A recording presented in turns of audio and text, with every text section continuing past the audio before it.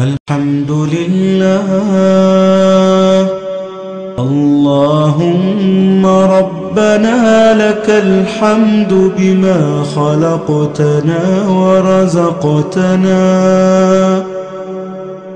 وهديتنا.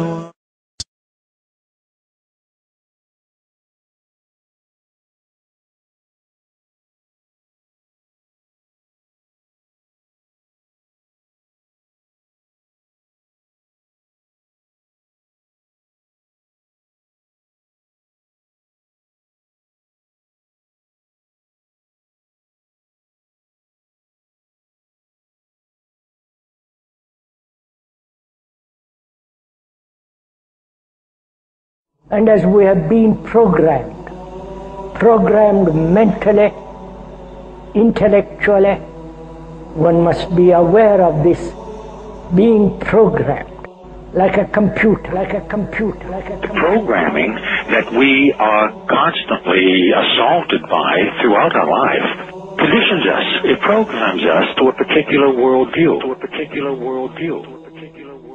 Is they are absolutely propagandizing the world with all of their theses about the nature of the universe that we live in, where we come from, our origins, the origin of the universe, and so forth. The project is literally the secularization of the world, to completely strip the world from religious beliefs. This is the project, and that is why it is called Novus Ordo Seclorum, a new secular or worldly order. A new study says the news media have been pushing a gospel of godlessness on the American public. Sure, it's hard for some of you to believe, but you will never see it more clearly than you will today. I mean, it's just so amazing. The creationists were right all along.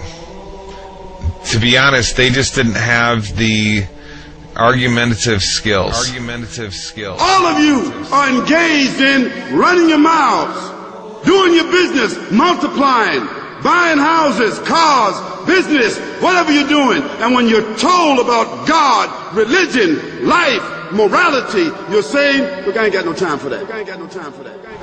Because this media is here and designed to make sure that they ask no critical questions. To make sure that the only thing that they are concerned about is having a good time. The only thing they're concerned about is filling their bellies. The only thing they're concerned about is acquiring more and more material things.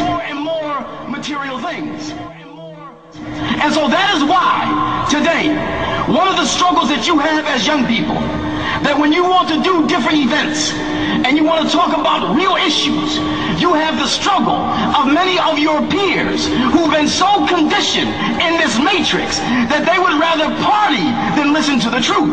They would rather party and shop and go to the mall than to stand up for issues of justice. They're stuck in the matrix.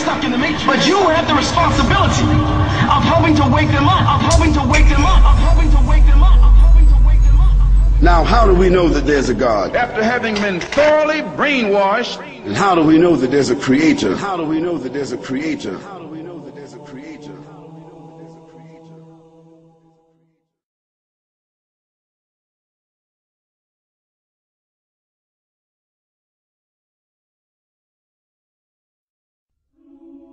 About 15 billion years ago, there were no stars in the sky. There wasn't even a sky. All that existed was the primordial fireball. Then, something happened. In a flash, everything suddenly expanded. This was how it all began. The first moment of existence. What we now call the Big Bang. At the beginning of the 20th century, scientists believed that the universe had always existed, that matter energy was infinite. It had always been around. The model is called the steady state model, because the model of the universe that it's been around forever basically doesn't change. The universe is steady state. But what happened in the last 100 years is that model has been blown away because of the evidence. Observations now suggest, as you all know, that the universe began some 12 to 15 billion years ago. The first evidence that the universe had a beginning is the expanding universe. Researchers wanted to believe in a universe that always was and always will be, eternal. But galaxies flying away from each other meant that once, long ago, they were clumped together. It meant something started them moving. The universe had a beginning. Today, it's called the Big Bang Theory. This was first discovered in 1929 by Edwin Hubble, and it's the first evidence that the universe had a beginning. The second evidence the universe had a beginning is the cosmic background radiation. The discovery of the cosmic background radiation was a fatal blow to those who wanted to believe in an eternal universe. The Big Bang proponents had won. Now, the final evidence for the origin of the universe is the relative abundance of light elements. It's very clear now that the universe had an origin, and scientists have become to accept this. In fact, the equations of general relativity that Einstein developed had an origin of the universe. When Einstein developed his equations of general relativity, they showed that there should be an expansion of the universe and an origin, and Einstein didn't like that. He added something called a cosmological constant, which he later realized was not there. When we saw that the universe was expanding, that there really was an origin, he threw out the cosmological constant. He said that that was the biggest mistake of his scientific career, was introducing that. But when this Big Bang model was first proposed in the early part of the 20th century, it was received with great skepticism by the scientific community. Because the scientific community knew that the Big Bang opened up the possibility of having a beginning and a creator and someone who began it.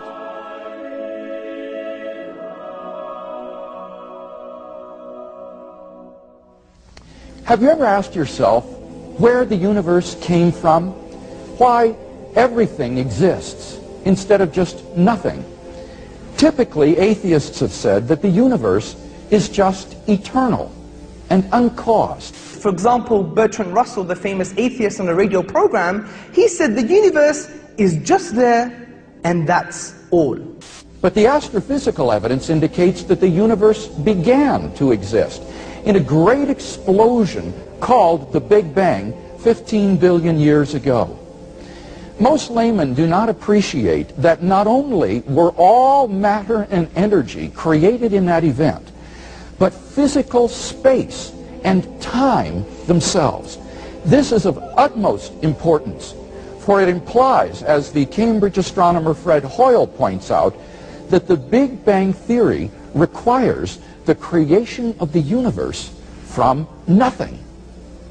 Now, this tends to be very awkward for the atheist, for as Anthony Kenny of Oxford University urges, a proponent of the Big Bang theory, at least if he is an atheist, must believe that the universe came from nothing and by nothing. But surely that doesn't make sense.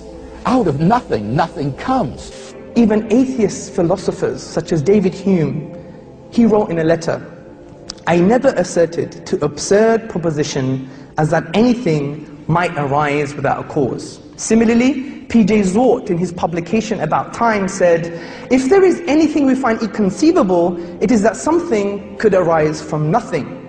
So where did the universe come from? Why does the universe exist instead of just nothing? There must have been a cause which brought the universe into being. We can summarize our argument thus far as follows. Premise 1. Whatever begins to exist has a cause. 2. The universe began to exist. 3. Therefore, the universe has a cause. It doesn't mean it's God, doesn't mean it's Jesus, doesn't mean it's Allah, it doesn't mean anything. It just means there's a cause for the universe. So we ask another question, what is the nature of this cause? And the nature of this cause, upon conceptual analysis, which means critical thinking about this cause, we come to some startling conclusions.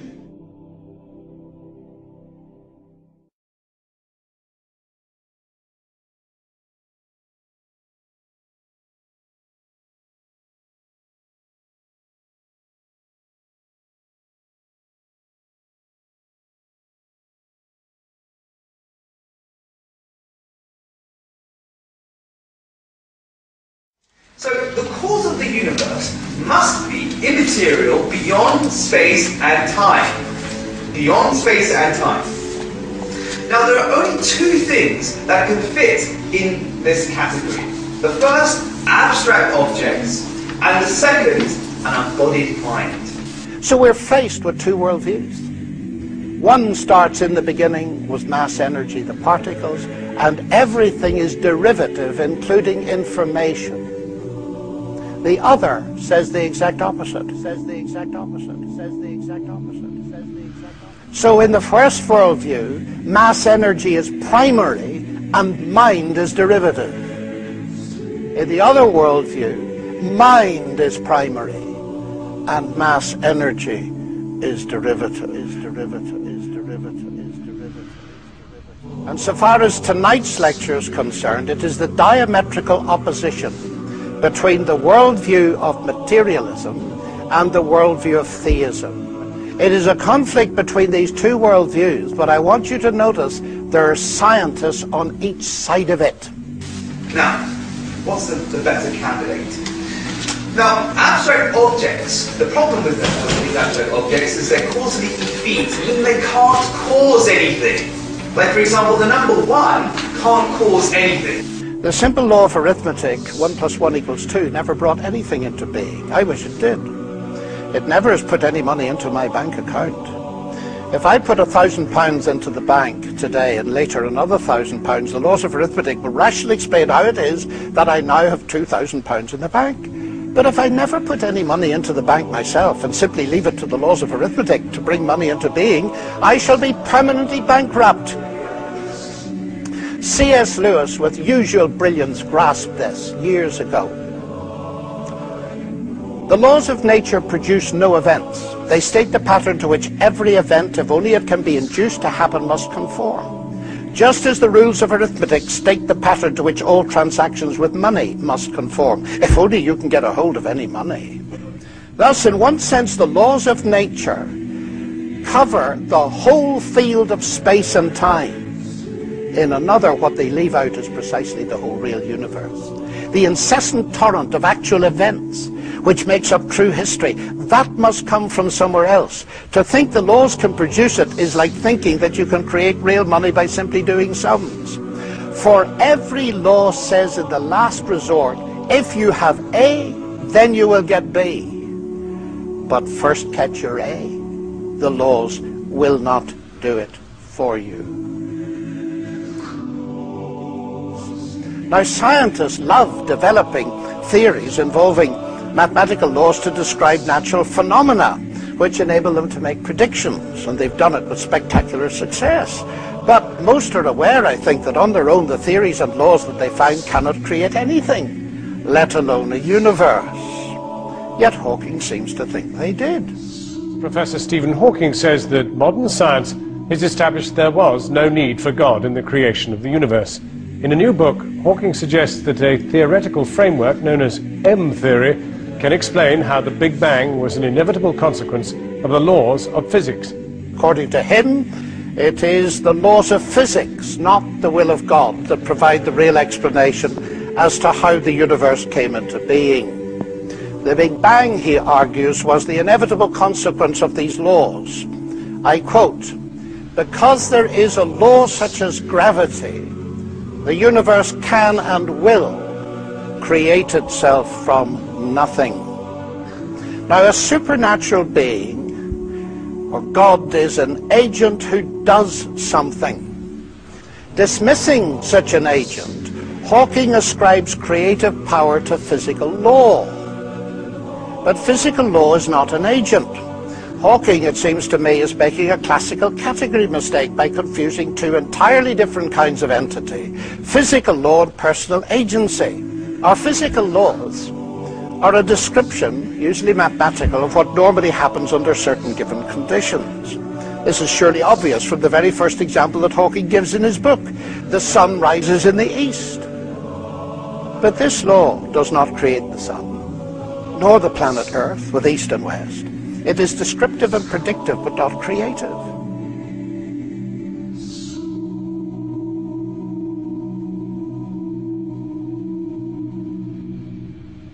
Similarly, Newton's laws of gravitation doesn't create gravity or the matter in which gravity acts. In fact, it doesn't even explain gravity, as Newton himself realized. But it's even worse. The laws of physics cannot even cause anything to happen. Newton's celebrated laws of motion never caused a pool ball to race across the table.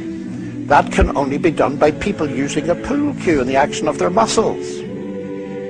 Suppose, to make matters clearer, we replace the universe by a jet engine, and we are asked to explain it. Shall we account for it by mentioning the personal agency of its inventor, Sir Frank Whittle? Or shall we, following Hawking, dismiss personal agency and explain the jet engine by saying it arose naturally from physical law? Now, this would be absurd. It is obvious we need both levels of explanation in order to give a complete description. It is also obvious that the scientific explanation neither conflicts nor competes with the agent explanation. They complement one another. It is the same with explanations of the universe. God does not conflict or compete with the laws of physics as an explanation. God is actually the ground of all explanation, in the sense that he is the ultimate cause in the first place of there being a world for the laws of physics to describe. Now, there's more to this, because the laws of physics can explain how the jet engine works, but not how it came to exist in the first place. Jet engine needed the intelligence and creative engineering work of Whittle. Indeed, come to think of it, the laws of physics plus Frank Whittle could not actually produce a jet engine on their own. There also needed to be some material subject to those laws that could be worked on by Whittle. Matter, ladies and gentlemen, may be humble stuff, but it is not produced by laws. I submit to you that the world of strict naturalism, in which clever mathematical laws all by themselves bring the universe and life into existence, is pure science fiction. Pure science fiction. Pure science fiction. Now, Hawking here echoes Peter Atkins, a colleague at Oxford, a well-known atheist, who believes that space-time generates its own dust in the process of its own self-assembly. Atkins dubs this the cosmic bootstrap principle, referring to the self-contradictory idea of a person lifting himself by pulling on his own bootlaces. Philosopher of religion Keith Ward is surely right to say that Atkins' view of the universe is as blatantly self-contradictory as the name he gives to it, pointing out that it is logically impossible for a cause to bring about some effect without already being in existence. Ward concludes, between the hypothesis of God and the hypothesis of a cosmic bootstrap, there's no competition. There's no competition. There's no competition. We were always right to think that persons or universes who seek to pull themselves up by their own bootstraps are forever doomed to failure. What perhaps all this goes to show is that nonsense remains nonsense even when talked by world-famous scientists. So the only alternative is an embodied mind, what theists call God. An embodied mind, immaterial, outside time and space.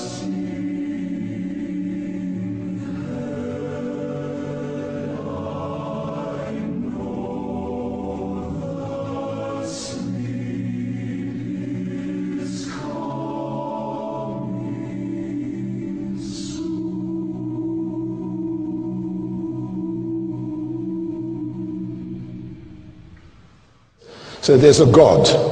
Then you have to say, but sorry, where did God come from? It's not a question I hear often answered. In order to recognize that an explanation is the best, you don't have to have an explanation of the explanation. In order to recognize that an explanation is the best, you don't have to be able to explain the explanation. Folks, this is an elementary point in the philosophy of science. Suppose astronauts were to find on the backside of the moon a pile of machinery there that had not been left by American or Russian cosmonauts. What would be the best explanation for that machinery? Well, clearly it would be some sort of extraterrestrial intelligence that had left the machinery there. And you don't have to have an explanation of who these extraterrestrials were or came from or how they got there or anything of that sort in order to recognize that the best explanation of this machinery is intelligent design. In order to recognize an explanation as the best, you don't have to have an explanation of the explanation. In fact, when you think about it, requiring that would immediately lead to an infinite regress of explanations. You would need an explanation of the explanation, but in order to recognize that as best, you need an explanation of the explanation of the explanation, and then an explanation of the explanation of the explanation of the explanation, and so that nothing could ever be explained. One of the outdated philosophical cliches, in my opinion, is that, well, who created God? We hear that all the time, and they think it's a baseball bat against the theists. But it's made of sponge. And let me tell you why. If we say, what caused the cause that caused the universe, then let's continue. What caused the cause that caused the cause that caused the universe? Let's continue. Then what caused the cause that caused the cause that caused the cause that caused the universe? Let's carry on. Then what caused the cause that caused the cause that caused the cause that caused? And that goes on and on and on backwards. But at one point, I have to have an uncaused cause, or there would be nothing in existence today. Think of a string of dominoes. You have a domino that knocks over a domino that knocks over a domino. I have to have a first domino, or that string of falling could never start. So in essence, to claim who created God or what caused the cause of the universe is the equivalent of saying that we don't have a universe. That we don't have a universe. That we don't have a universe. Remember the premises of the argument I gave. Everything that begins to exist has a cause. Something cannot come into being out of nothing. But if something is eternal and timeless, then it doesn't fall under that first premise. It doesn't need a cause.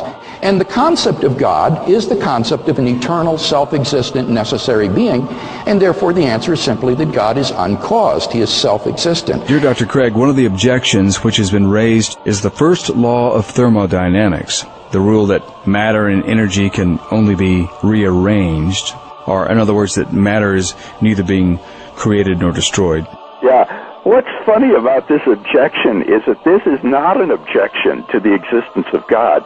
This would be an objection to the Big Bang theory of the origin of the universe. It would show that the Big Bang theory of the origin of the universe is false, because according to that theory, all matter and energy, even space and time themselves, came into being at the moment of the Big Bang, and are therefore not eternal. They haven't always been there in the past. So if these fellows were right, all contemporary cosmologists who believe in the Big Bang theory of the origin of the universe would be contradicting the laws of thermodynamics, and that's hardly the case. Why? Well, because the laws of thermodynamics, in particular the law of the conservation of matter and energy, only applies once the universe comes into being. It applies at every moment, at every time, and every point in the universe. But it doesn't apply to the origin of the universe itself. And that's why cosmologists don't consider that the law of conservation of energy and mass is violated by the Big Bang theory of the origin of the universe.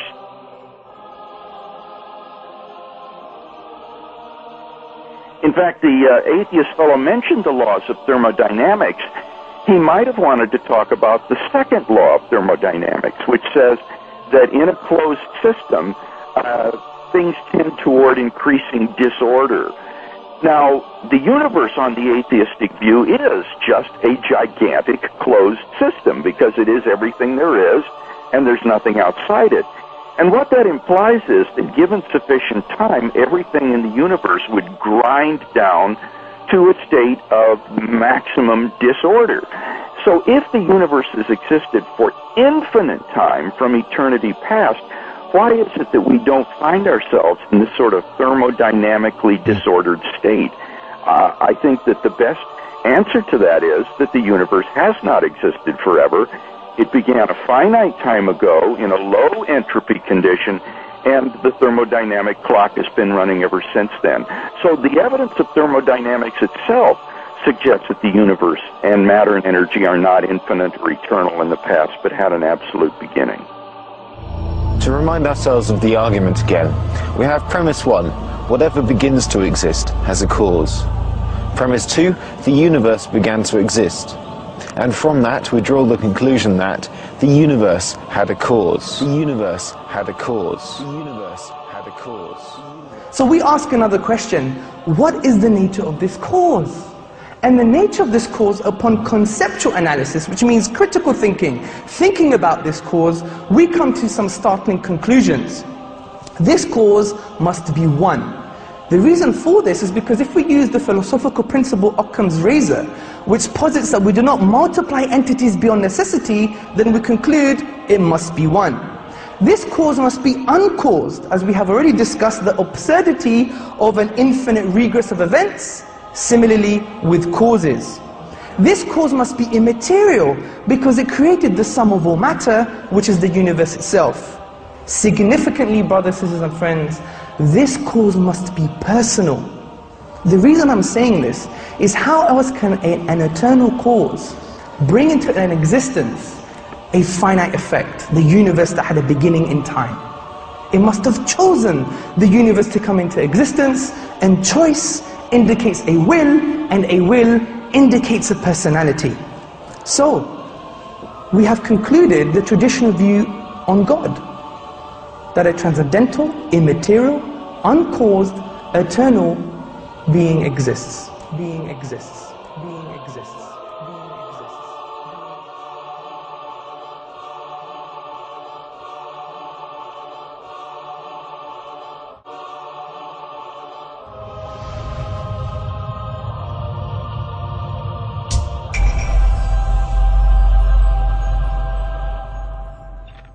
Some strange results have come up in about the last 20-30 years, particularly in astronomy and also in quantum physics, which suggests that the universe actually may have a purpose, and some physicists are now suggesting it does have a purpose.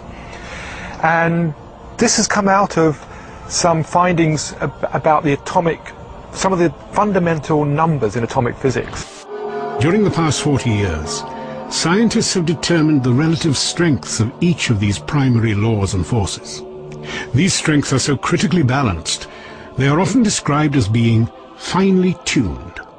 These are numbers like the mass, the weight of an electron, the weight of a quark, the strength of gravity, the strength of the electromagnetic field. About 20 numbers that describe those and other parameters, features of our world, but nobody knows why it is that those numbers have the particular values that they do. Now, you could easily say, yeah, who really cares? You change the mass of the electron by a little bit more, a little bit less. Does it really matter? And the answer is it does. See, it turns out that if you imagine that we had 20 dials right here, and we could fiddle with those 20 numbers at will, even a small change to the values of the known values of those numbers would cause the world as we know it to disappear. Because it turns out, and this is a very surprising and unexpected discovery, that the laws of physics, the basic given fabric of the world, had to be very specific, very finely tuned, as we sometimes say, for the possibility of carbon-based life appearing at all. For example, the strengths of the other forces are all important, the masses of the various subatomic particles. This is one of a long list of properties in underlying physics that seem to be prerequisites for a universe with life. If all of these things were even a little bit different, then life, certainly life as we know it, could not exist. It's a very surprising conclusion, but it's true, and all scientists will acknowledge that's the case. Bernard Carr is a cosmologist and studies how the laws of physics operate in the universe. He says that the laws of nature are so finely tuned to enable complex life to exist that it is extremely unlikely that this could have happened by chance. Such fine-tuning, Carr believes, at least raises the possibility of a tuner. This is a diagram, it's called the pyramid of complexity, and what we've got here, we've got the different levels of structure in the universe, And at the bottom we've got the things like quarks that make up the atoms, and the atoms build up to make molecules, the molecules build up to make living cells, the cells make organisms, and eventually we end up with brains and consciousness. It's rather hard to estimate what the probability is, but it was clearly very, very unlikely that those fine-tunings which allowed this pyramid of complexity to arise would be there. A very simple and central example is the question of where does carbon come from? The very early universe doesn't make any carbon. It's very simple, it only makes simple things. Hydrogen and helium, and they're pretty boring in terms of chemistry. Now, where does carbon come from? There's only one place in the whole universe where carbon is made, and it's in the interior nuclear furnaces of the stars. We are people of stardust, made of the ashes of dead stars. And it turns out that the process by which carbon is made inside the stars is an extraordinarily delicate process. In fact, it looked at first sight as though it couldn't happen at all. It's only possible because there's a very large enhancement effect, called a resonance in the trade, which makes it go much quicker than we might have expected. And that resonance is there because the laws of nuclear physics take a very specific form. If they were a little bit different, either there would be no resonance or it would be in the wrong place at the wrong energy. That's a very striking example of how finely tuned the universe has to be for us to be inhabitants of it. The fine-tunings, how fine-tuned are they? Most of them are 1% sort of things. In other words, if a thing is 1% different, everything is bad. And a physicist could say, maybe those are just luck. On the other hand, this cosmological constant is tuned to 1 part and 10 to the 120, 120 decimal places. Nobody thinks that's accidental. That is not a reasonable idea, that something is tuned to 120 decimal places just by accident. That's the most extreme example of fine-tuning. No force in the history of cosmology has ever been discovered to be that finely tuned. The cosmological constant needs to be set to 1 part in a trillion, trillion, trillion, trillion, trillion, trillion, trillion, trillion, trillion, trillion. Otherwise the universe would be so drastically different that it would be impossible for us to evolve. That the cosmological constant arrived at such a tiny value by chance seemed to be out of the question. Ils sont nombreux à dire que finalement, quand on regarde l'univers, surtout à l'origine, eh bien, on constate qu'il ne peut pas être né par hasard, et que le hasard n'a aucun rôle, et que plus on remonte loin dans le temps, donc plus on remonte vers le Big Bang, plus on trouve un univers qui est ordonné, réglé, ajusté. For example, if we go back to, say, 1 second after the Big Bang, at that point the expansion rate and the mass density have to have been adjusted to each other just right so that the universe is just at this critical point. If the universe at that point were expanding just 1 part in the 15th decimal place faster, the universe would have flown apart without galaxies ever having had a chance to form. On the other hand, if the expansion rate were just a little slower than what we think by change of 1 in the 15th decimal place, then the universe would in fact have expanded to a maximum size and collapsed. We would never have even reached the time in the universe at which we're living. Alors, ajuster comment? Eh bien, il existe ce qu'on appelle des paramètres cosmologiques. Ce sont des grandes constantes, la constante de la vitesse de la lumière, par exemple, qui fait 300 000 km à la seconde, 7 fois donc le tour de la Terre en 1 seconde. Il y a la constante de gravitation. Ce sont des chiffres, des données chiffrées, avec un zéro, une virgule, et puis parfois des dizaines de décimales derrière la virgule. Eh bien, si on changeait simplement une seule de ces décimales sur une seule de ces 20 constantes, l'univers ne pourrait pas apparaître. Eh bien ça signifie que le hasard n'a aucun rôle à jouer à l'origine de l'univers. How did this come about, this rather terrific luck? Of course, one of the first explanations that comes to mind is that there was a tuner or a creator, or if you like, God. And obviously for people of a theological disposition, the idea that the fine-tuning is evidence of God, of course, is wonderful.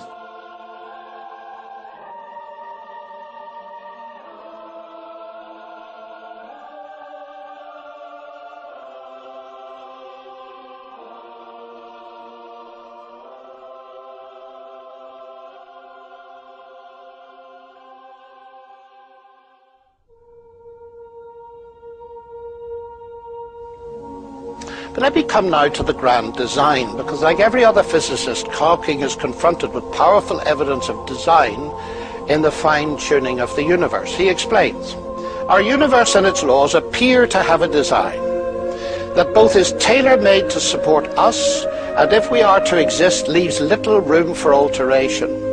That is not easily explained, and raises the natural question of why it is that way. The discovery relatively recently of the extreme fine-tuning of so many of the laws of nature could lead at least some of us back to the old idea that this grand design is the work of some grand designer. That is not the answer of modern science. Our universe seems to be one of many, each with different laws. Now, the idea of a grand designer is certainly old, but the important question to ask is whether or not it is true. Simply to say it is old can give the erroneous impression that what is old is necessarily false and has been superseded. Secondly, it can give the further erroneous impression that no one holds it today.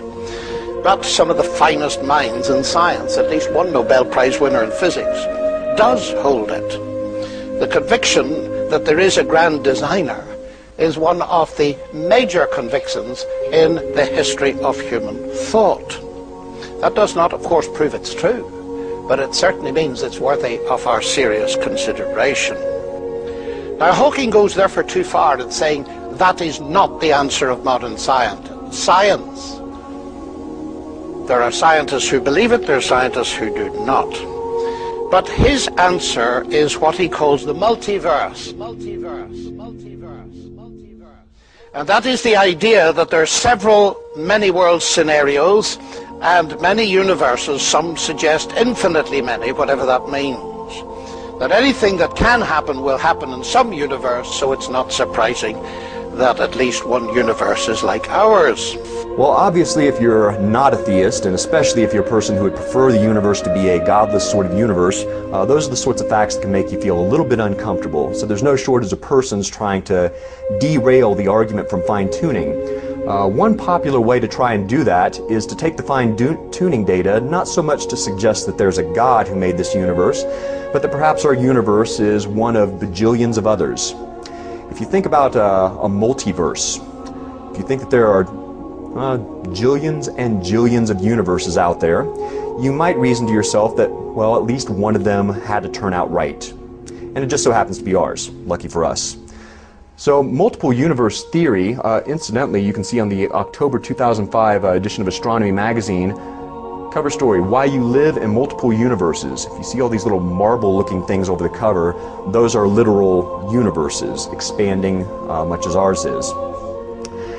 Interesting, that cover title seems to take for granted that there actually are multiple universes. There have to be in order to get this sort of probability back up. Well, suffice to say, there's really no independent confirmation for multiple universes or for any universe other than ours. The only reason for buying into a multiple universe theory is to derail the fine-tuning argument.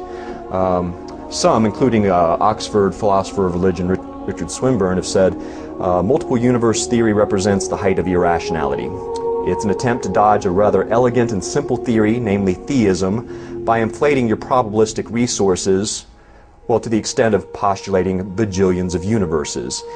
When you start to increase your probabilistic resources like that just in order to avoid a pretty plausible, elegant theory, well, Bill Dembski has referred to that as the inflationary fallacy, and there's still some discussion going on with respect to the plausibility of the multiple universe theory, but probably the number one objection to it, there seems to be no independent evidence and no possibility of coming up with such independent evidence for that hypothesis in the future.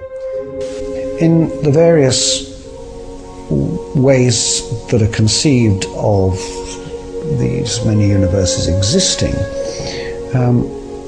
it's the case that they are unobservable in principle. The only universe we can observe is this one. These other universes cannot be observed even in principle. One problem is this. Sure, you could say, if there were many different universes, all with different tunings, then it wouldn't be too unlikely that our particularly fine-tuned universe exists. But for this objection to carry through, the objector actually needs to assume that it's true that there are all of these different universes. And is there any independent evidence that such universes exist? It doesn't seem to me the case that there is. I mean, sure, if you had enough monkeys typing at enough typewriters, then they could produce the works of William Shakespeare just by luck. But nobody looks at the work of William Shakespeare and goes, there must be a lot of monkeys with typewriters somewhere. In the absence of independent evidence that there is a whole typing pool of monkeys working away, everyone knows that the most rational explanation of the specified complexity of a text like Shakespeare's work is that there was a single designer who produced it intentionally. And the same thing goes for our universe. So now we come to the second set of false alternatives, God or the multiverse. But as leading philosophers have pointed out, from a theoretical perspective, why shouldn't God be responsible for the multiverse? The notion that there is a multiverse does not per se exclude a creator. Hawking doesn't seem to mention this at all. But with the multiverse, Hawking moves out beyond science into the realm of philosophy, whose death he has announced rather prematurely. As Paul Davies points out, all cosmological models are constructed by augmenting the results of observation by some sort of philosophical principle. Now, Hawking here claiming to be the voice of modern science on the issue gives a false impression where the multiverse is concerned, since there are very weighty voices within science that do not support his view. Prominent among them, Sir Roger Penrose, Hawking's former collaborator, who shared with him the distinguished Wolf Prize. Of Hawking's use of the multiverse concept in the grand design, Penrose recently said, "It's overused. And this is a place where it's overused. It's an excuse for not having a good theory." That's an immensely strong statement, isn't it? La densité de l'univers, par exemple, doit être réglée à une précision de 10 puissance moins 60, donc qui est égale à la précision qu'un archer doit exercer s'il voulait planter une flèche dans une cible de 1 cm², donc comme ça, tout petit comme ça, mais qui sera placé au bord de l'univers à 14 milliards d'années. À l'autre bout. Oui, c'est ça. Vous voyez, donc une précision extrême. Hein, c'est vraiment. Alors donc la question, est-ce qu'il y a un principe créateur, quelque chose qui règle les choses dès le début, ou donc ça c'est la nécessité, ou c'est le pur hasard. Mais le pur hasard, quand il y a une probabilité si faible pour que ça aboutisse, il faut donc faire l'hypothèse qu'il y a une infinité d'univers. Si vous jouez la loterie, si vous achetez tous les billets, bien sûr, il y aura un qui aura le gros lot. Donc ici, si vous avez une infinité d'univers, ce qu'on appelle un multivers, chacun ayant une combinaison différente de constantes physiques et de conditions initiales, la plupart sera vide de vie parce que la combinaison des constantes physiques ne sera pas gagnante, sauf dans le nôtre où nous avons la combinaison gagnante. Est-ce que vous croyez à cette hypothèse multivers ou vous voyez plutôt un univers prédéterminé? Donc je réponds en tant qu'être humain maintenant, pas en tant que scientifique, parce que la science peut admettre des multivers aussi. J'aimerais avoir votre avis, oui. En fait, votre intuition. Voilà, donc j'appelle ça mon pari pascalien, et bien sûr je pense que l'univers est... il y a un principe créateur qui a réglé ça tout le début, et je pense qu'il y a un univers unique parce que c'est mon intuition. C'est difficile de croire quand je vais au télescope par exemple, de voir toute cette harmonie, cette beauté, cette organisation, de croire que tout est hasard, que rien n'a de sens et que nous sommes là par hasard, que toute cette architecture cosmique est faite par hasard.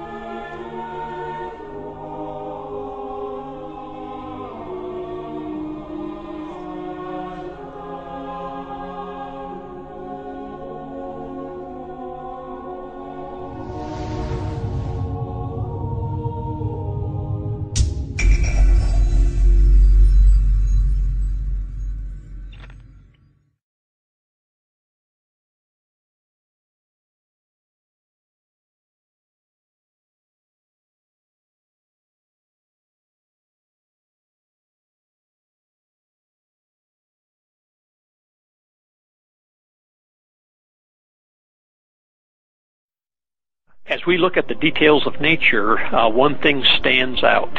This is the order, the patterns, the symmetry that surround us. You can see it in a flower, or a snowflake, or even a seashell. What we are seeing is intelligent design, which might be described as God's fingerprints upon nature. One of the more fascinating math relationships was first described back in medieval times, 8 centuries ago. The scholar's name was Leonardo Fibonacci, an outstanding Italian mathematician. He excelled in many areas, and one in particular. He generated a long list of numbers by, in each case, adding together the two previous numbers. You can begin with a 2 and a 3. You add them together and you get 5. Now add 3 and 5 to get 8. Then add 5 and 8 to get 13. The Fibonacci sequence keeps going like this: 2, 3, 5, 8, 13, 21, 34, 55, 89, 144, and so on.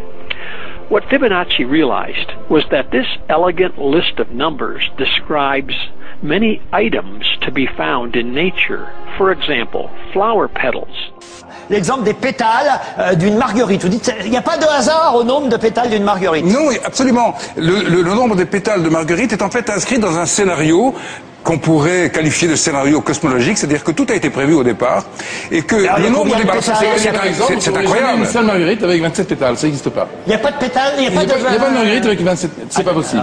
C'est pas possible. Et le nombre de pétales d'une marguerite est réglé par une loi mathématique qu'on appelle la suite de Fibonacci. That there is a mathematically precise structure to the universe and everything in it. One everyday example of this precision can be found in the plants. Many plants, including elm trees, grow their leaves, twigs and branches placed exactly halfway around the stem from each other. Next in the series are plants like the beech tree, with leaves placed 1/3 of the way round the stem from the previous leaves.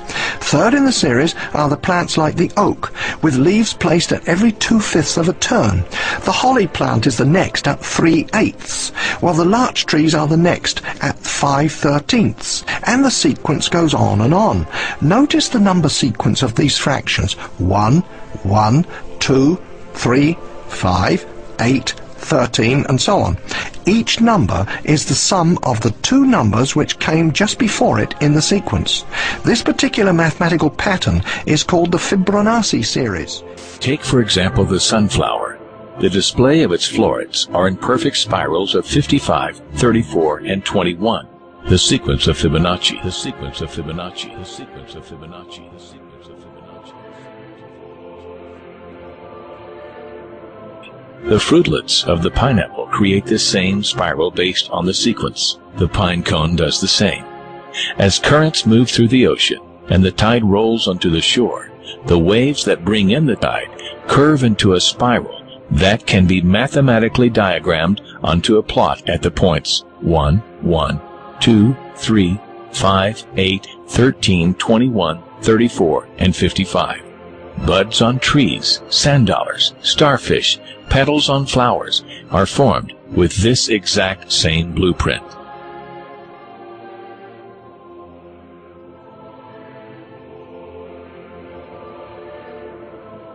This blueprint can be seen around us on a small scale every day, but the greatest example of all is directly above our heads.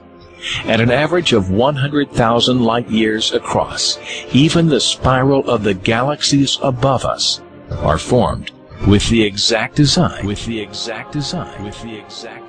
This sequence, or blueprint, appears to be the trademark of a designer, a proof of a creator.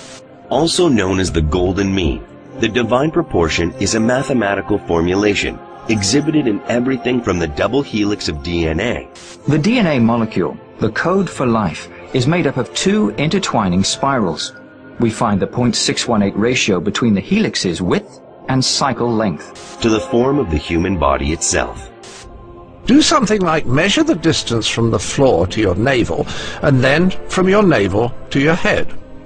If you're well proportioned, the ratio should be 1 to 1.618, and that ratio is seen all over the beautiful body. people started noticing it. Artists noticed it. The width of the mouth in a beautiful face, for example. Yeah. Not in any face, but it had to be beautiful. If a face was beautiful, the width of the mouth was exactly 1.618 times the width of the nose. If the face wasn't beautiful, that wasn't the case.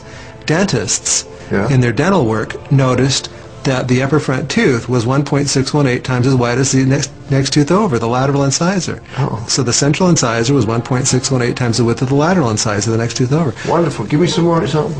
Your fingers, your fingers are each called phalanges, and each bone of the finger is called a phalanx.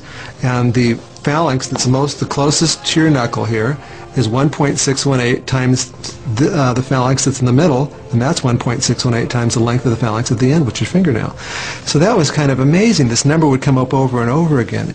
Then we find the Fibonacci ratio in heart muscles, in bronchial tube branching, even in the electrical potential of neurons, and as Roger Penrose pointed out, even in the arrangement of the brain's microtubules.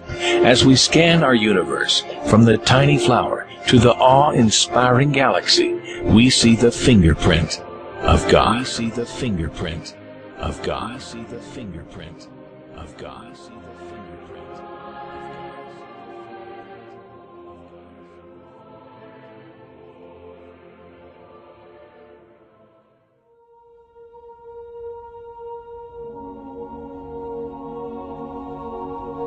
As we're going to show in this broadcast today, that there is no doubt at all anymore that the science of intelligent design absolutely crushes any competition, absolutely crushes any other theory about the nature of the universe that we live in.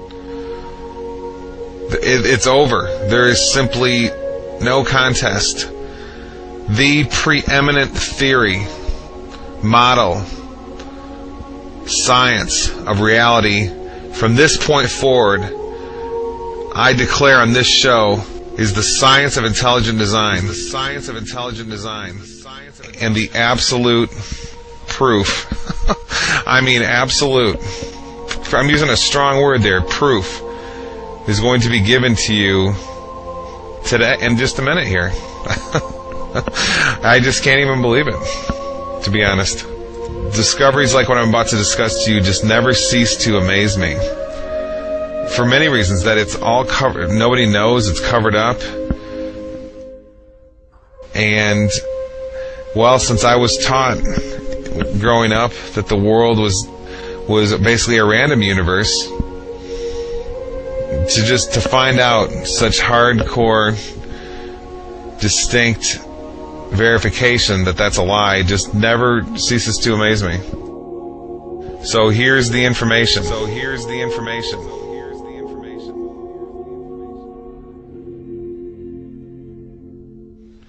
I'm reading from the abstract of an article.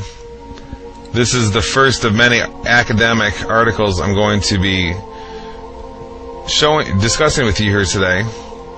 And these aren't just some academic journals. These are, you go ask your university professor what the most prestigious academic science journals in the world are, and they're going to name the ones that I'm discussing here with you today. Okay? I'm going to read to you right now the journal Nature. Okay? There's a journal called Nature, and there's a journal called Science. Those are considered the two most prestigious overall academic science journals in the world. And I'm going to read you part of the abstract of one right now.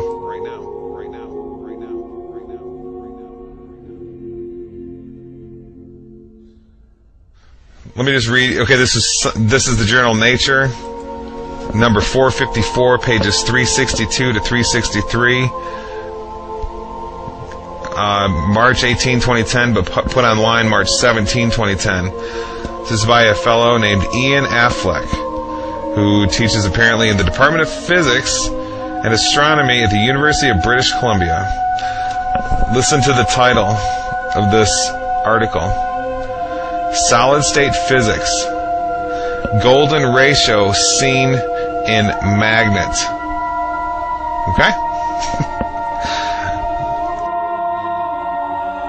Okay, so let's go through this Science Daily article.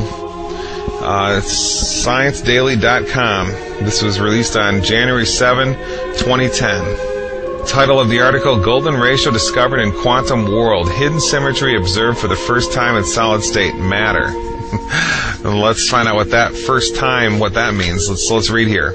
Researchers from Helmholtz Zentrum Berlin, and it's some German words, in cooperation with colleagues from Oxford and Bristol universities, as well as the Rutherford Appleton Laboratory, United Kingdom, have for the first time observed a nanoscale symmetry hidden in solid state matter. Okay, did you catch that? This is the first time any symmetry of any sort has been observed in the nanoscale, okay, the quantum scale. Remember, quantum physics is the study of the base level energies of nature. Okay, the smallest building blocks that make up everything, little pieces of energy, like the electron or the muon or the quark. Okay, so specifically, what was found in this study was that chains of atoms lined up together form what's sort of like a string, and it resonates a frequency or pitch. What do you know? The pitch is in the ratio of 1.618, the golden ratio. Let me just read this paragraph to you. It says Science Daily, again, January 7, 2010, golden ratio discovered in quantum world. By turning the system and artificially introducing more quantum uncertainty, the researchers observed that the chains of atoms acts like a nanotech guitar string. Dr. Radu Koldia from Oxford University, who is the principal author of the paper and drove the international project from its inception a decade ago until the present, explains, here the tension comes from the interaction between spins, causing them to magnetically resonate.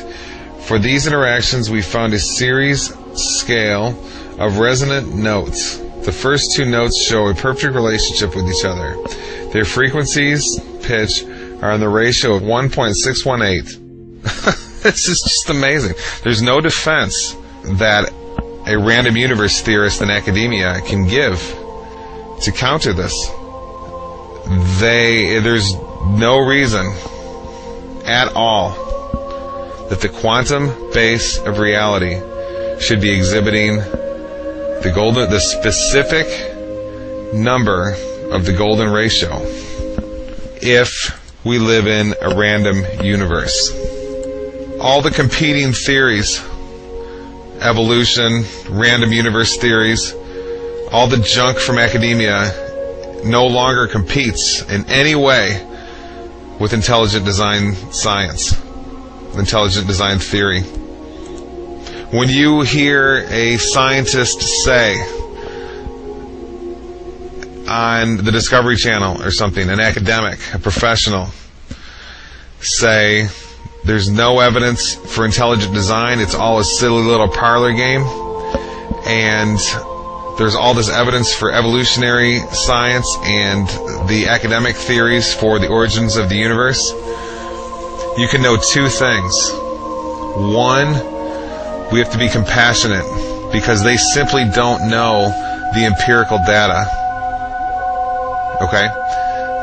They have no idea.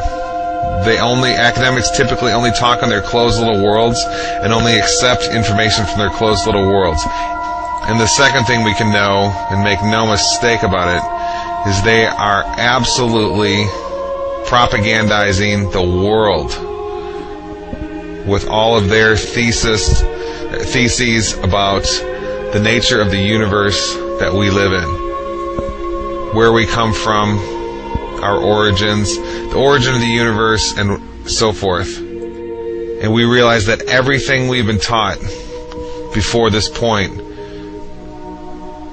by the professionals were lies. And we can prove it up and down all over the place. Up and down all over the place. And down all over the place. And down all over the place.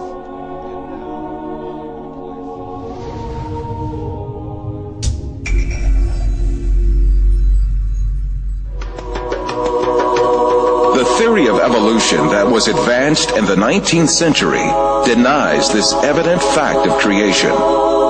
This theory holds that the species on Earth were not created by God, but came into being as a result of processes governed entirely by chance. The founder of this theory was an amateur naturalist named Charles Darwin. Darwin expounded this theory in his book, The Origin of Species, which was published in 1859. Darwin's book was an instant success, but its popularity was due more to the ideological implications of the book rather than its scientific worth. Darwin's ideas provided considerable support for the materialistic philosophy, which denied the existence of God. The founder of dialectical materialism, Karl Marx, dedicated his book Das Kapital to Darwin and wrote on the cover, "To Charles Darwin, from a devoted admirer."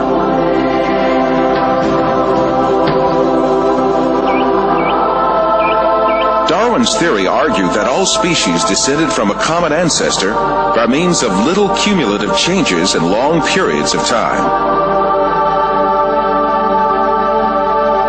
Darwin could advance no sound evidence to prove this claim. Indeed, he was himself aware of the great many facts that invalidated his theory. He admitted these in his book in a chapter entitled Difficulties on Theory. Darwin's hope was that these difficulties would be overcome by new scientific discoveries. But in fact, advances in science would refute Darwin's claims one by one.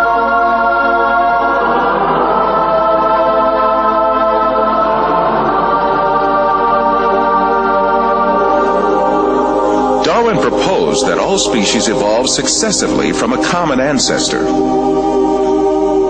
But how did that first living thing come into being? Darwin did not address this question at all in his book. He was not even aware that this point was one of the biggest refutations of his theory. The primitive understanding of science in his day assumed that life had a very simple structure. According to a theory called spontaneous generation, which was popular since the medieval age, it was believed that living things could easily arise from non-living matter. It was commonly thought that frogs spontaneously arose from mud and bugs from food leftovers.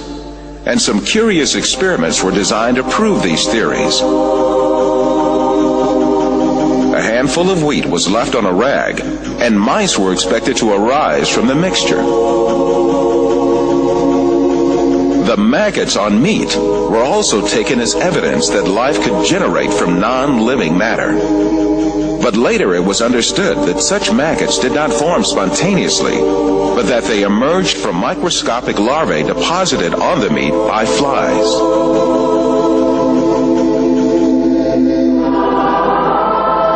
And in Darwin's time, the belief that microbes could emanate easily from non-living materials was very common.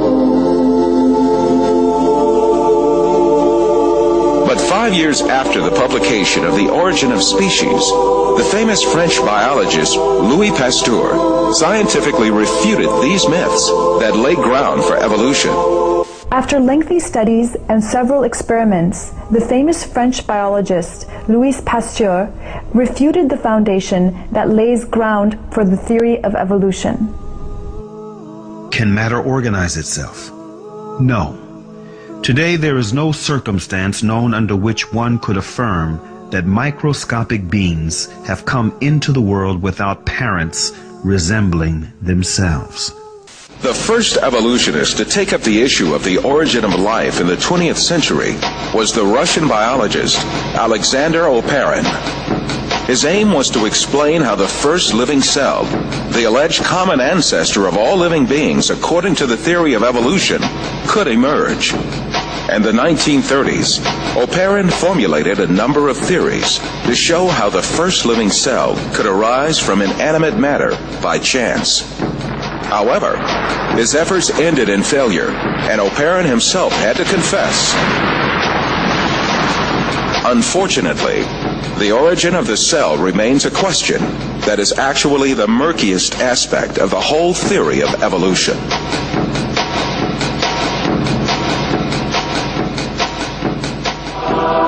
Evolutionists that followed Oparin conducted experiments to find an evolutionist explanation to the origin of life.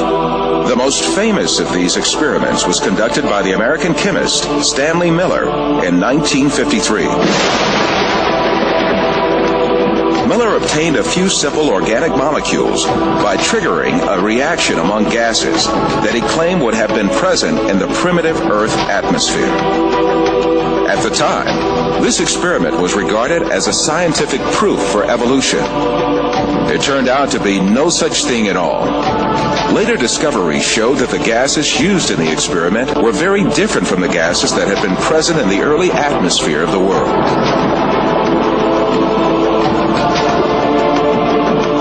Miller himself eventually admitted to the invalidity of his experiment.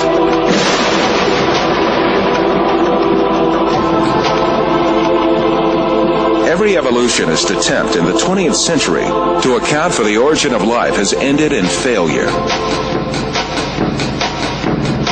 Jeffrey Beta, a professor of geochemistry and a leading advocate of the theory of evolution, confesses this fact in the February 1998 issue of Earth. Today, as we leave the 20th century, we still face the biggest problem that we had when we entered the 20th century. How did life originate on Earth? The biggest impasse confronting evolution is the incredibly complex structure of the living cell. Every living thing on Earth is made up of cells about 1/100th of a millimeter in size. Some living things are made up of a single cell. Yet even these single-cell organisms are remarkably complex in their composition.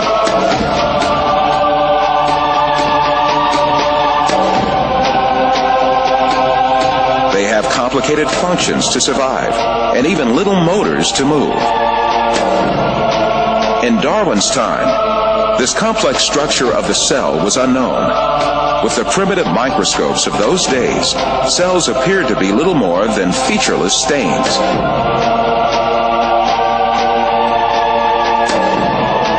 However, powerful electron microscopes invented around the middle of the 20th century began revealing just how complex and organized a living cell really was. They laid bare a complexity and organization that could not be a product of chance.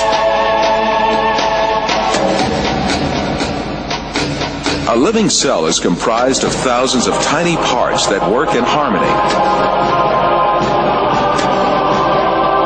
To make a comparison, within the cell, there are power stations, high-tech factories, a complex data bank, huge storage systems, advanced refineries, and a seemingly conscious cell membrane that controls what enters and leaves the cell. In order for the cell to survive, all of these organelles have to exist at the same time. It is impossible that such an intricate and complex system could have emerged as a result of coincidences.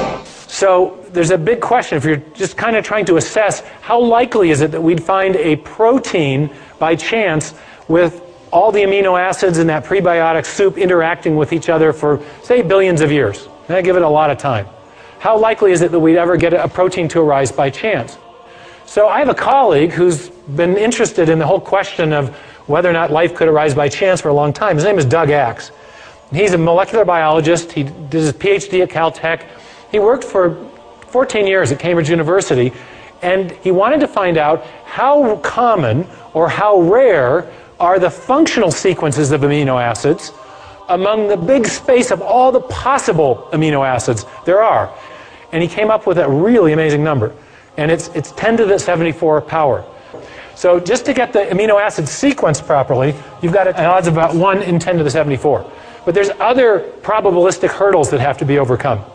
If you want to build a protein, we know from chemistry that you have to attach the amino acids together with what's called a peptide bond. In nature, peptide bonds occur with about a 1 in 2 frequency. Half the bonds that form between amino acids are peptide bonds, half aren't.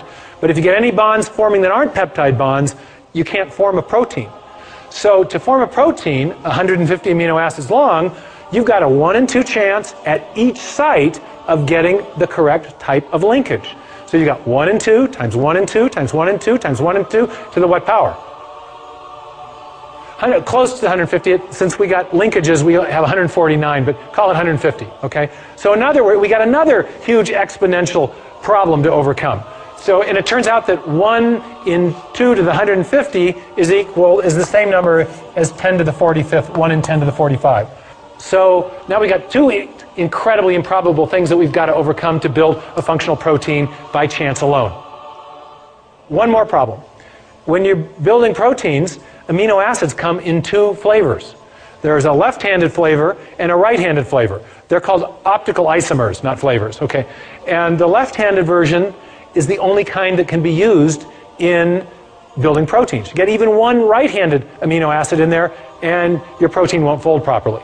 So you got another probabilistic hurdle to overcome. So you've got a 1 in 2 chance at each site again, out to the 150th power. 2 to the 150th power, again, is 10 to the 45. Oh my goodness.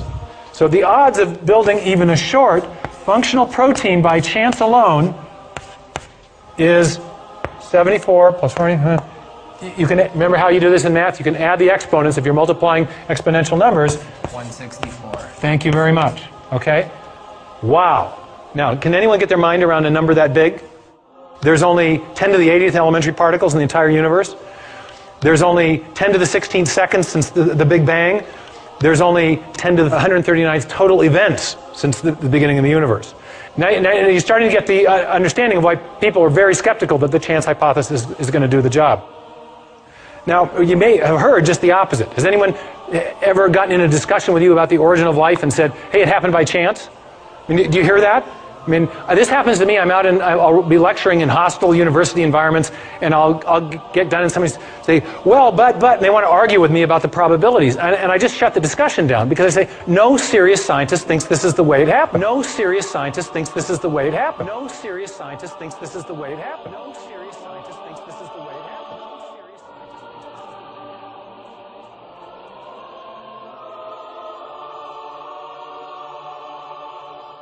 Modern biochemistry has also revealed the unimaginably complex design of the DNA molecule.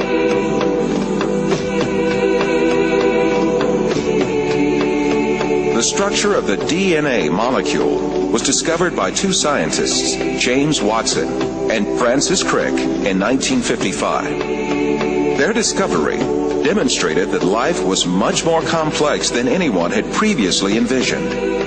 Himself a confirmed evolutionist, Francis Crick, who received a Nobel Prize for this discovery, came to confess that a structure like DNA could never have emerged by chance. Professor Anthony Flew of England and Reading University is the world's foremost academic atheist over the last 50 years and the author of more than 30 books. His first debate with former atheist-turned-Christian C.S. Lewis in 1950 in Oxford, England, was the first time he advanced his argument for atheism. He later wrote a paper titled Theology and Falsification. The paper became the most widely reprinted philosophical publication of the last half-century and a key foundation for atheists and agnostics who advanced materialist evolutionism. But now it is the advancement of science itself that has changed the mind of Flew and some scientists. At a recent summit at New York University, Flew changed his position and now believes in God as the creator of the universe. Flew turns to various discoveries of science to prove his point. But it is the manifestation of life written in DNA and the transcription of DNA to RNA and RNA into protein and the subsequent process of protein folding that makes the best case for Flew. What I think that the DNA material has done has shown by its almost unbelievable complexity of the arrangements which lead to produce this being, that intelligence must have been involved in getting these extraordinarily diverse elements to work together. When you look at RNA, you as a chemist, you're in sort of astonishment, really, at just what a wonderful molecule it is. It's complex, it's a really beautiful structure, and you inevitably wonder, how on earth did that structure arise? How on earth did chemistry produce it? RNA's structure looks simple, but looks can deceive. Each building block is actually made of two parts, a sugar molecule and a nuclear base. Chemists found they could make the nuclear bases, and so when they then realized they could actually make the sugars, they just thought, we must be able to join them together. And so they tried for many years, but the problem was, chemically, you just can't join them together. Of course, such an amazing structure could never have been formed by chance. The theory of evolution, which sees life as the result of mere coincidences and haphazard happenings, is helpless to explain anything in the face of the incredible complexity of DNA. Some evolutionists say that our DNA is about 98% similar to that of apes, and that this difference is only a few spelling mistakes. Others say a more accurate figure is no more than 95%.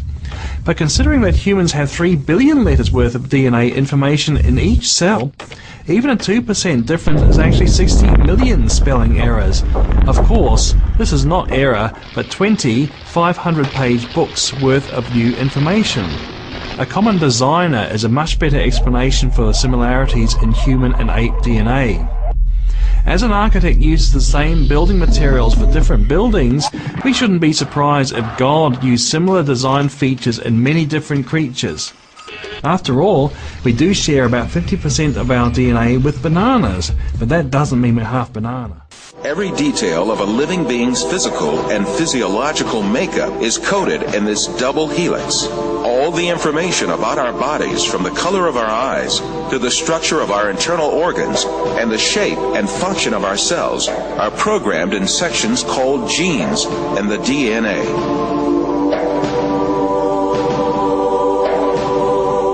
The DNA code is made up of the sequence of 4 different bases. If we think of each one of these bases as a letter, DNA can be likened to a databank made up of an alphabet of 4 letters. All the information about a living thing is stored in this databank. If you found an ancient clay tablet with strange characters washed up on the shore, you couldn't read it, unless someone had cracked the code. But you'd still know the letters represented a language, even if you didn't know anything else about the author or his civilization. Language is recognizable, even if you can't read it. Take Morse code. It has 3 basic parts: dots, dashes, and spaces. These 3 simple parts are combined to represent letters. There are 26 letters in the English language, which are combined to form over 400,000 words. Those words can, of course, be combined into an infinite number of sequences or sentences. There is evidence that DNA represents a language. 4 basic units, called nucleotides, combine into a code for 20 amino acids. From those few amino acids, the body forms more than 100,000 proteins. Even if you can't read DNA, it still has all the hallmarks of language. A language that biologists are just now beginning to crack. Every tiny cell in our body is packed with 3 feet of DNA, 3 billion nucleotides. The similarity between DNA and human language is uncanny. In addition to codes, both use similar techniques to pack, access, rearrange, copy, and translate information. DNA seems to represent a language, the language of life. An unseen author, the creator of heaven and earth, has left a testimony of his existence in the DNA of every living thing. The information that is stored in the DNA molecule is pointing back to a designing intelligence. Now, why do I say that? it has to do with what we know about the cause and effect structure of the world. Our local hero in Seattle, Bill Gates, says that DNA is like a software program, only much more complex than any we've ever created. And that's a very suggestive remark, because we know that programs always come from programmers. And in fact, we know generally that information, whether it's in a computer program or a hieroglyphic inscription or in a headline in a newspaper or a block of text in a book, information always comes from an intelligent source. So when we find information in the DNA molecule, the most logical thing to conclude is that it too had an intelligent source. Due to this primitive level of science at the time, the imaginary scenarios of the theory of evolution were not looked upon as odd at all. Darwin's theses had a great impact on the scientific circles of his day. However, Darwin was still distressed. In the chapter Difficulties on Theory, he wrote, "If it could be demonstrated that any complex organ existed, which could not possibly have been formed by numerous successive slight modifications, my theory would absolutely break down." As far as I'm concerned, I'm here to tell you, Michael, this morning, and Jason, evolution is dead. Long live the creator. I'll tell you why, and I'm saying science says that as a scientist. Evolution is dead because there's such thing as the minimal gene set concept. They've taken a mycoplasma, smallest organism, Mycoplasma genitalium, which is the smallest organism that is known to exist, has 468 genes. A gene is a mix of proteins, right? A list of, so it can be 1,000, can be 10,000 amino acids. Okay, there are 486, and they've decided since year 2000, they've said, let's try to reduce it. Because we have to start, if you're going to be an evolutionist, you have to start with 0 genes and build up if you're going to go from hydrogen to human. And so, somewhere along the way, they said, well, let's take it down. In the year 2000, they published that even on paper, they couldn't go below 200 genes. On the 6th of January 2006 in Nature, they published that in reality, you could only go down to 397 genes. So a cell, which is where my specialty lies in my scientific work, a cell needs a specific number of components to be functional. You have a membrane, but then you need to feed the membrane. So you have to have some mitochondria. You need a way of tagging the proteins. You need some DNA. So you need 397 things. Just the glucose cycle for getting energy takes over 6 different genes. So if you don't have one of them, you don't have any more energy coming to the cell. Darwin's fears proved to be true soon after his death. The laws of inheritance, discovered by an Austrian botanist, Gregor Mendel, caused Lamarck's and Darwin's assertions to collapse. The science of genetics that developed at the beginning of the 20th century proved that it was not acquired physical traits, but only genes that were transmitted to subsequent generations. This discovery made it clear that a scenario suggesting that acquired traits accumulated from generation to generation and generated different living species was implausible.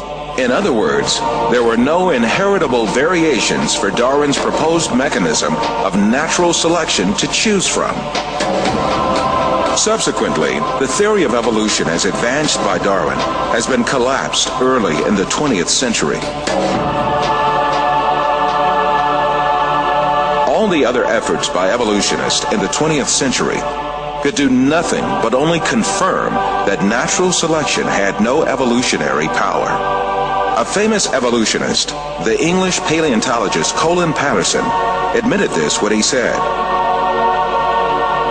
"No one has ever produced a species by mechanisms of natural selection. No one has ever got near it, and most of the current argument in neo-Darwinism is about this question." When it was clear that the mechanism of natural selection proposed by Darwin had no evolutionary power, evolutionists had to make a fundamental change in the theory. In addition to the concept of natural selection, they added a second mechanism called mutation. Mutations are alterations or distortions that take place in the DNA of living beings, mostly as a result of external effects such as radiation or chemical action. The theory of evolution now holds that living things are differentiated from one another and develop as a result of mutations. This cannot be true, for mutations only damage the information in the DNA. and give only harm to a living being.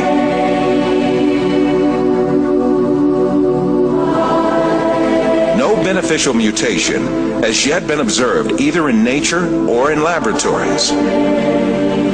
Since mutations do not add new genetic information, it is impossible for living beings to acquire new organs through mutations. Is new information being generated? That's what evolutionists have to come up with. Right. They have to have a mechanism that generates new, never before existing genetic information that can build all these bigger and better structures. Right. That supposedly never existed before. Right. Right. Never before existing information. Back when there was only a single cell that gave rise to all the diversity of life, there wasn't information for skin and hair and heart and a brain and so on. Right. So you have to generate it somehow, according to evolution. Right. Now, Dr. Werner Gitt is an information specialist. Since we're talking about information, we'll go to an information specialist. He wrote a book called In the Beginning Was Information that you and I both love. And in his book he says this: a code system is always the result of a mental process. It requires an intelligent origin or inventor. It should be emphasized that matter as such is unable to generate any code. All experiences indicate that a thinking being voluntarily exercising his own free will, cognition, and creativity is required. He goes on to say, there is no known law of nature, no known process, and no known sequence of events which can cause information to originate by itself in matter. Right. This is why Professor Richard Dawkins, one of the most renowned advocates of the theory of evolution of our day, hesitates when he is asked to give a single example that increases the genetic information. Professor Dawkins, can you give an example of a genetic mutation or an evolutionary process which can be seen to increase the information in the genome?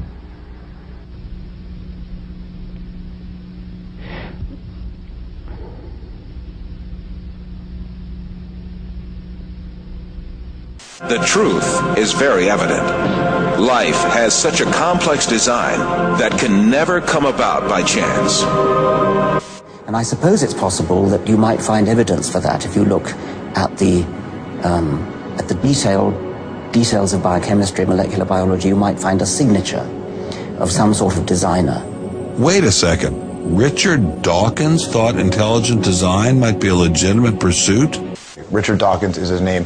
Arguably the world's most famous atheist. I don't know how you would test for that, but maybe we'll ask him. So, right off the bat, what's wrong with, in your opinion, with believing in a God, regardless of who the God is? I think it's false. I think that it's a matter of belief without evidence. And I suppose it's possible that you might find evidence for that if you look at the details of biochemistry, molecular biology. You might find a signature of some sort of designer. Wait a second. Richard Dawkins thought intelligent design might be a legitimate pursuit? And that designer could well be a higher intelligence from elsewhere in the universe. In the 20th century, the theory of evolution was refuted not only by molecular biology, but also by paleontology, that is, fossil science. A second proof usually offered is the fossil record. According to most biology textbooks, fossils show the gradual development of life from simple to complex over hundreds of millions of years. But a growing number of scientists say that this textbook story is incomplete and even misleading, because it ignores an extraordinary event in the history of life known as the Cambrian explosion. The oldest stratum of the Earth in which fossils of living creatures have been found is that of the Cambrian, which has an estimated age of 500 to 530 million years. In strata older than the Cambrian, no fossils of any creatures except a few unicellular organisms are to be seen. In the Cambrian period, however, many diverse species appear quite abruptly. More than 30 invertebrate species such as jellyfish, starfish, trilobites, and snails emerge all of a sudden. In Darwin's theory, if you think of the branching tree, Darwin's branching tree, the common ancestor down here and the different modern forms of animals up here, you would have one form to begin with, and then it would gradually diverge into slightly different forms and more different until you get the major differences that we see now. The problem with the Cambrian explosion is that all these major differences appear together at the same time, with no fossil evidence that they descended from this common ancestor. The article reported on cutting-edge research by Chinese scientist J.Y. Chen, an internationally respected paleontologist at the Nanjing Institute of Paleontology and Geology. Chen's discoveries in the fossil beds in Xinjiang, China, have rocked the scientific establishment. Located in the province of Yunnan in southern China, Xinjiang has some of the world's best preserved fossils from the Cambrian era. Darwinism has maybe only telling a part story for evolution. According to Chen, the fossils he's discovered turn Darwin's tree of life upside down.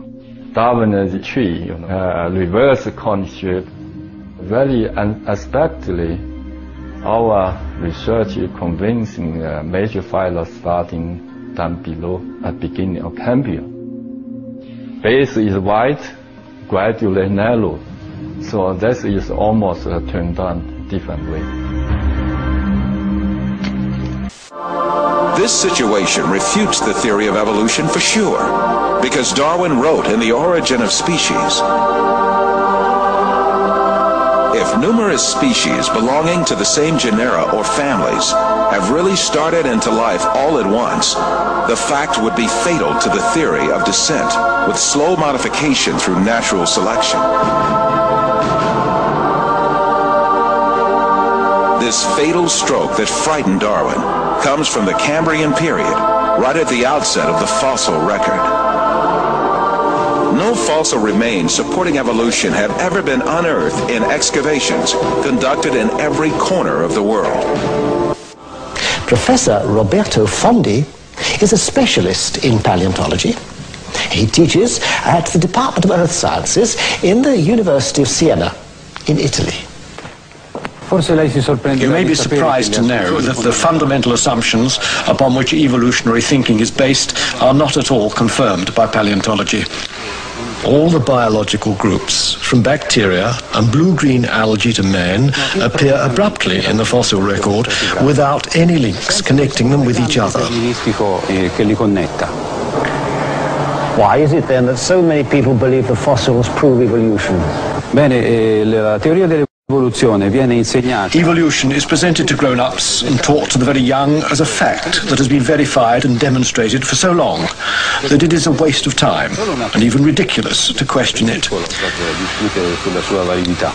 So, what is the truth of the matter? Well, there is a history book of the past, and that is the rocks and the fossilized remains in them. So it is up to the paleontologist to read that book and give the answer. And what do you read in that book, Professor? The fact is that after nearly 2 centuries of intense research, the paleontological evidence for evolutionary theory is not only rare, but highly questionable. The point is that if evolution had really happened, the evidence would be in great abundance and incontestable. The museums would be overflowing with fossils, clearly documenting the transitions between the various biological groups. Yet there are none. Moreover, there is no indication that the situation will change in the future. Those very few fossils which are claimed to show some kind of evolutionary link, such as the amphibians Ichthyostica and Simoria, the reptile Proplogognathus, the bird Archaeopteryx, and the Australopithecine ape called Homo habilis are very far from conclusive.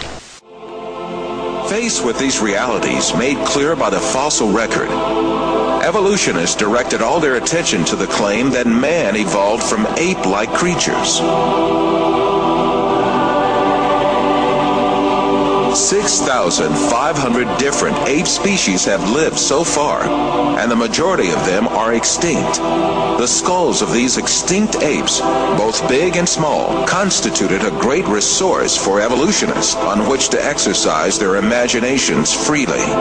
Arranging the skulls of these extinct ape species from the smallest to the biggest, and adding some skulls of vanished human races to this series, evolutionists concocted the scenario of human evolution.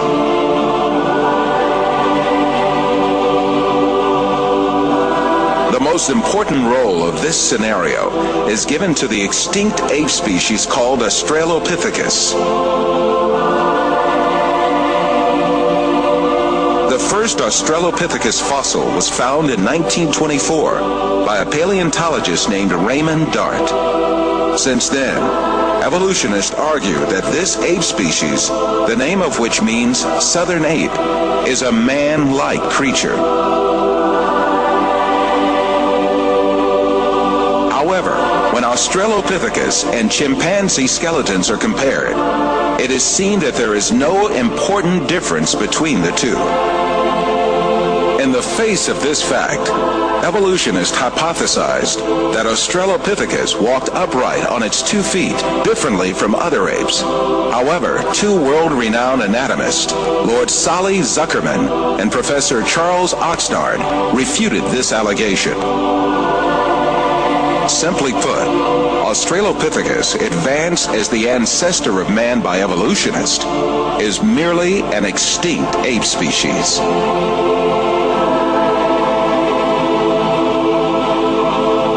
On the other hand, fossils that are included by evolutionists under imaginary classifications, such as Homo erectus, Homo ergaster, or Homo sapien archaic, in fact belong to different human races. When these fossils are inspected, it is seen that their skeletons are essentially the same as those of people living today. The only dissimilarities are a few structural differences in their skulls. But differences like these are to be found in different human races alive on Earth today.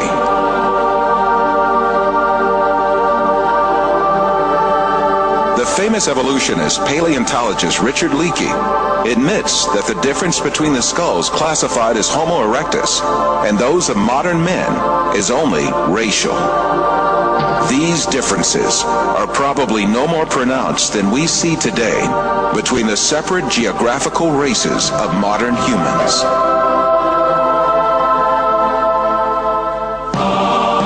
The only defense left to evolutionists against all these scientific facts is just one thing: propaganda. The baseless scenario of the human evolution is imposed on the public by means of imaginary drawings that appear in evolutionist publications. In these drawings, creatures with hairy bodies and simian features are decked out with overtones of human-like motifs. The given impression is that these half-man, half-ape transitional forms did live once. From time to time, drawings that present snapshots from the social life of these creatures are made. These misleading drawings are introduced in a particular sequence to engrave the scenario of the human evolution on the subconscious of society. Even in the most famous scientific publications, there frequently appear such window dressings called reconstructions and imaginary family tree drawings made by their inspiration.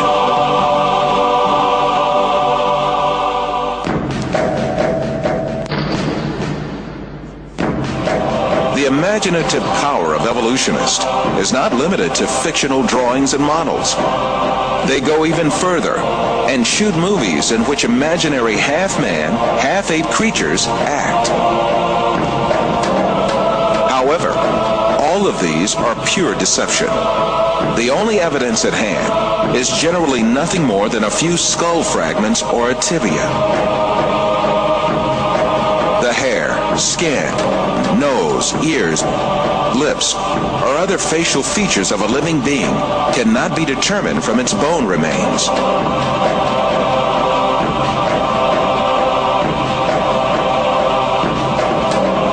evolutionists shape these soft tissues, which leave no trace in the fossil, to suit the purposes of their theory, and produce imaginary reconstructions in their workshops.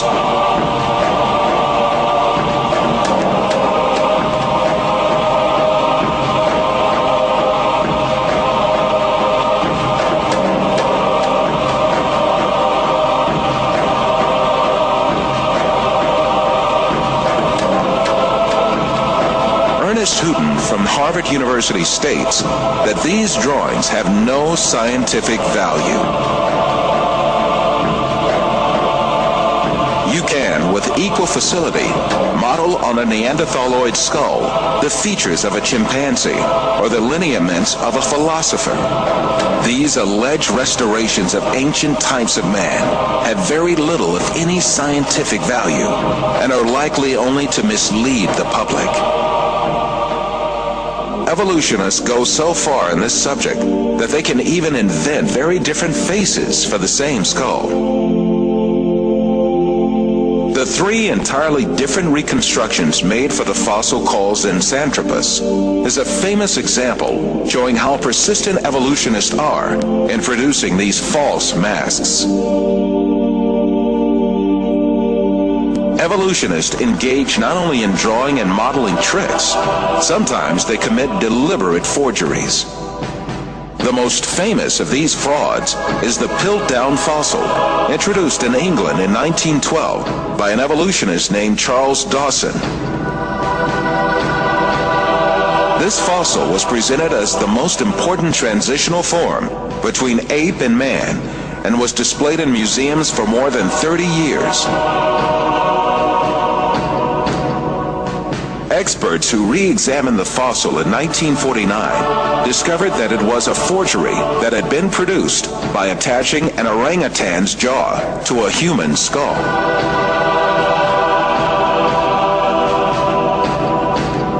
Another intermediate transitional form fabricated by evolutionists was the Nebraska man. This was cooked up in 1922 on the basis of a single fossil tooth.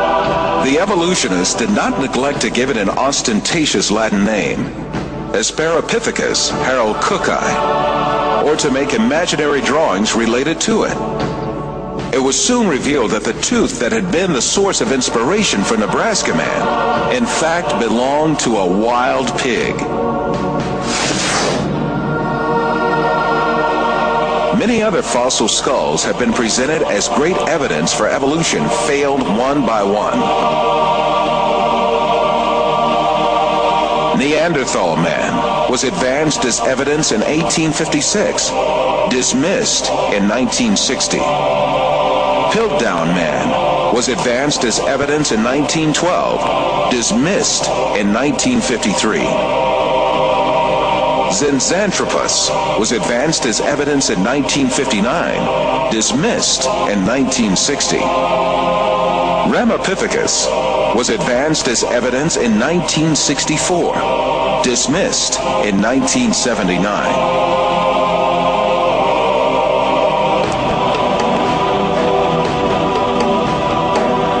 Despite all these facts, these skulls are still presented to the public through the media and in some evolutionist textbooks as if they were scientific facts. In many countries, an important part of the society supposes that evolution is a proven fact.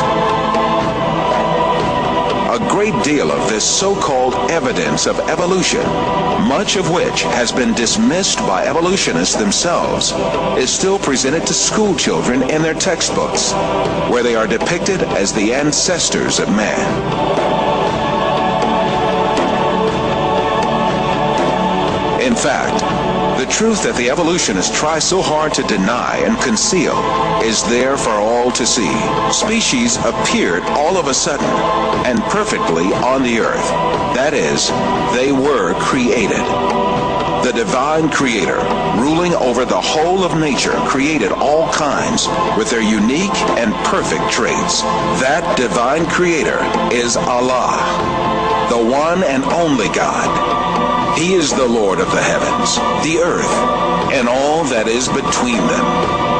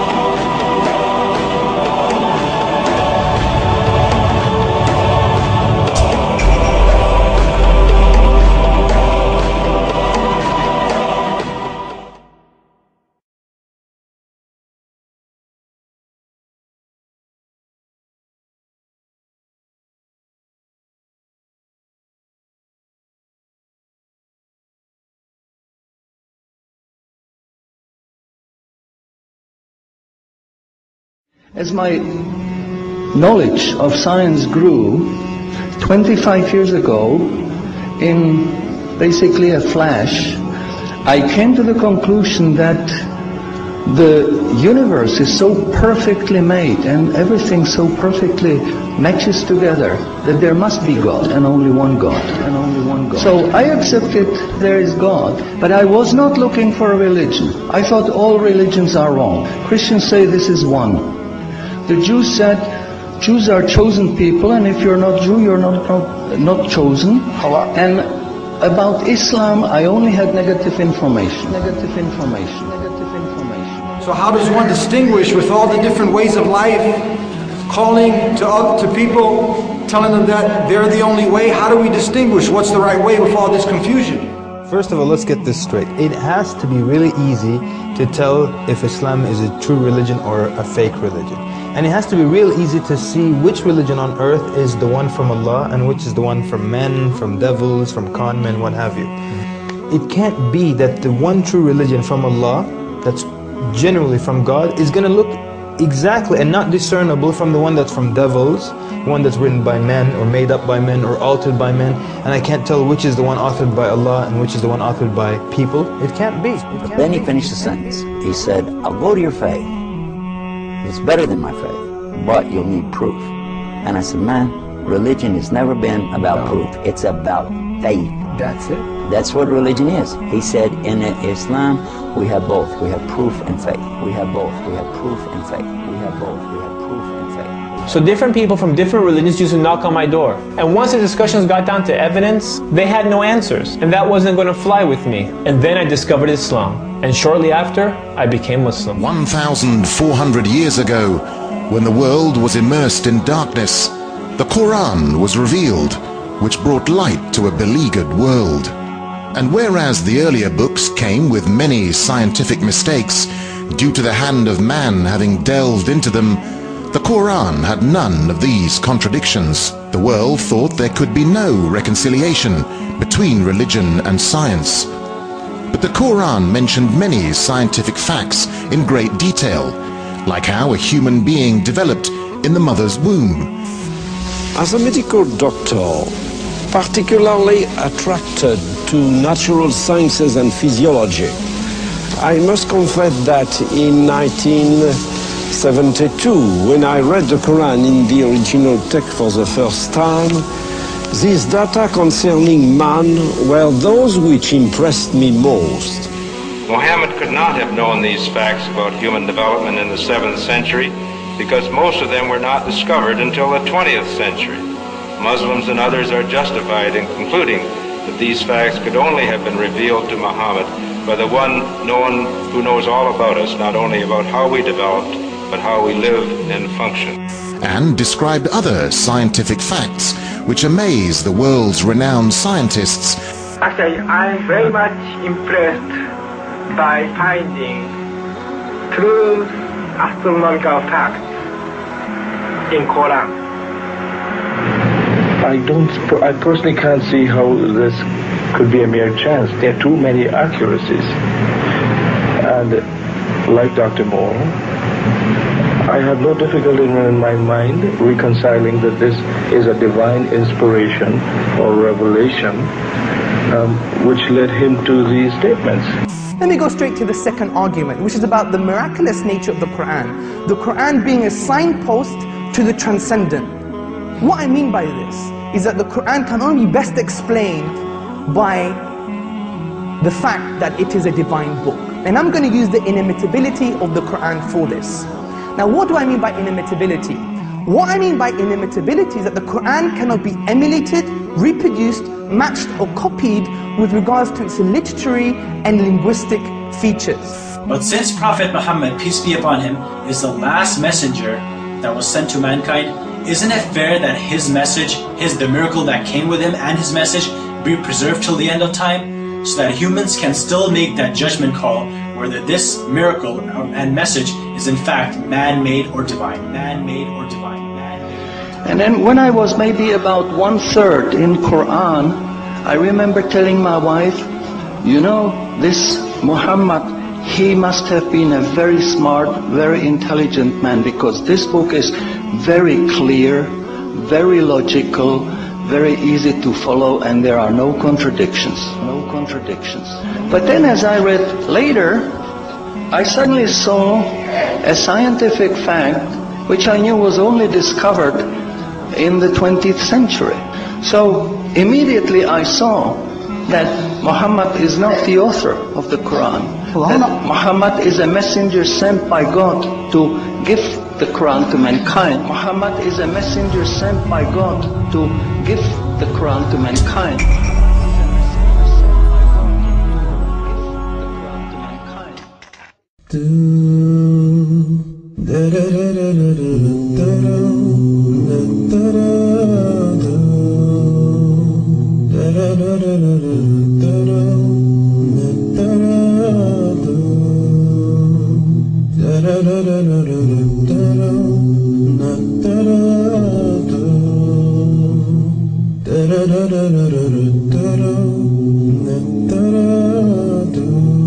I used to live a life alone, living it just for me, and I had no idea this life would judge my eternity. I look at myself, and I wondered who created me. I had to open my heart and open my mind and open my eyes to see. Open my eyes and see the existence of what's surrounding me. It's more than just chance, it's more than just coincidence. You look around and see the earth, the moon, the sun and the sky, a beautiful creation of Allah. So how could you deny? How can you deny the oneness of Allah? Allahu Akbar. How can you deny the oneness of Allah? Allahu Akbar. How can you deny the oneness of Allah? Allahu Akbar. How can you deny the oneness of Allah? Allahu Akbar. Lift your head and look up above, and you see it so clearly. The stars that glitter all around, the birds that fly over me. I see the rain fall from the sky, and see a seed become a tree. Lift the veil from your heart, worship Allah and you'll succeed. You surely will succeed. Open my eyes and see the existence of what's surrounding me. It's more than just chance, it's more than just coincidence. The air that I breathe, the food that I need, the plants and the trees, the sun and the seas, you and me, everything you see. So how could you deny? How can you deny the oneness of Allah? Allahu Akbar. How can you deny the oneness of Allah? Allahu Akbar. How can you deny the oneness of Allah? Allahu Akbar. How can you deny the oneness of Allah? Allahu